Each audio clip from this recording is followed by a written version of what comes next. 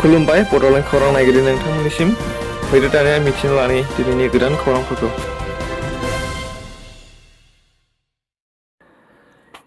बिटिआरनि चिफ प्रमद बर' बिथाङा मैया क'क्राझार बड'फा कालचारेल कमप्लेक्सआव हाग्रा बिफाननि सा 612 जन केजुवेल मावसुमाफोरनो रेगुलार जानायनि थि गनायथि होनाय जाबाय। बिसोरो दायो दानसेयाव 24,000 रांनि बेथनखौ दानफ्रोमबो मोननो हासिगोन।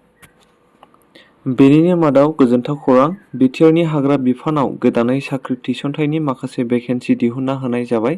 बेयो अफलाइन जागोन होनना खौरां मोननाय जादों।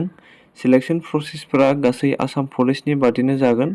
बेयाव गासै 414 सिट नुनो मोन्दों। बेनिनो मादाव 84 मासिया फरेस्टार 1 नि थाखाय बेखौ होनो थाखाय ग्रेजुवेट जानो नांगोन होनना फोसावदों आरो 330 मासिया फरेस्ट गार्डनि थाखाय बेखौ होनो थाखाय सोलोंथाइया हाई सेकेन्डारि पास जानो नांगोन होनना फोरमायदों। बिपिएफ दोलोनि गेदेर खहा, मैया बिपिएफ दोलोनि MCLA आ UPPL दोलोआव जइन जाफैदों होनना खौरां मोननाय जादों। MCLA जय मुसाहारिया मैया UPPL दोलोआव जइन जादों होनना खौरां मोन्दों। बेजों लोगोसे बिथांनि गोबां मावसुमाफोराबो बिथांजों लोगोसे UPPL दोलोआव जइन जाफैनायखौ नुनो मोन्दों।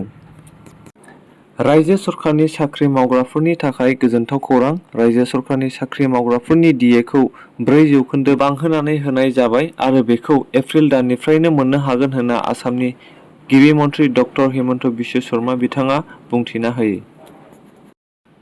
दिनै 15 मार्च, NDFB-नि गायसनगिरि रन्जन दैमारिनि हियारिं दं।